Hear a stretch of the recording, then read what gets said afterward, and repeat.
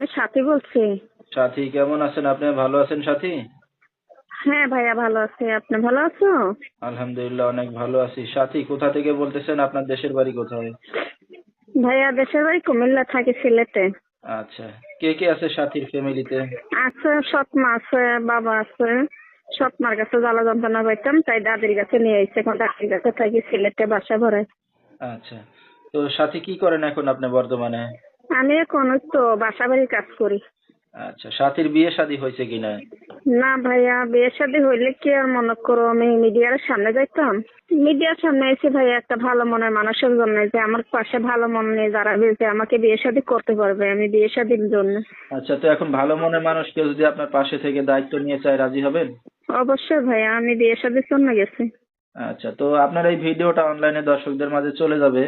দর্শক ভাইরা কিভাবে যোগাযোগ করবে আপনার সাথে? এই তো ভাইয়া, মোবাইল নম্বরের মাধ্যমে।